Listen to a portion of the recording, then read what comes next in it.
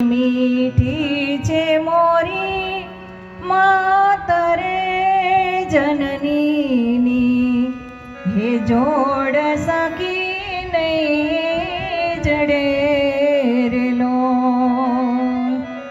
हे जननी हे जोड़ सकी नहीं जड़े रेलो। तो बाप तमारा संस्थानों ने एवा संस्कार आपजो जेथी करी अने आपड़ा सनातन धर्म कायमने माटे जळवाई रहे, आपणी संस्कृति जळवाई रहे। आजे संतो महंतो महामंडलेश्वरो अने छेक हमणा भाईए भूराभाईए वात करी एम शंकराचार्यजी सुधी अत्यारे सनातन धर्मनी बधा ज चिंता करी रह्या छे। कारण के दिन प्रतिदिन नवा संप्रदायो बिलाड़ीना टोपनी जेम निकली पड्या छे। त्यारे एक रात जाए ने सवार थाय ते एक संप्रदाय जुदो होय अने बधाने सर्वोपरि ज बनवुं छे। पण अहींया तो सर्वोपरि देवाधिदेव महादेव थी मोटुं कोई जगतनी अंदर छे नहीं, थाशे नहीं। आ पांच देव अने ए पांच देवना जे अंश छे, एना जे अवतार छे एने ज भजीए।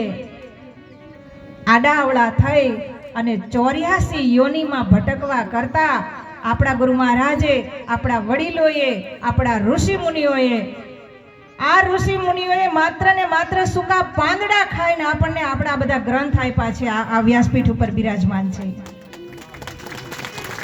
આ જગતની અંદર આવ્યા પછી, આ પૃથ્વી લોક ઉપર આવ્યા પછી તમે ઘણા બધાના ઋણી છો। તમે તમારા મા બાપના ઋણી છો, તમે સાધુ સંતોના ઋણી છો, તમે દેવતાના ઋણી છો। દેવતાના ઋણમાંથી મુક્ત થવા માટે થઈને એની પૂજા, એની આરાધના કરવી જોઈએ।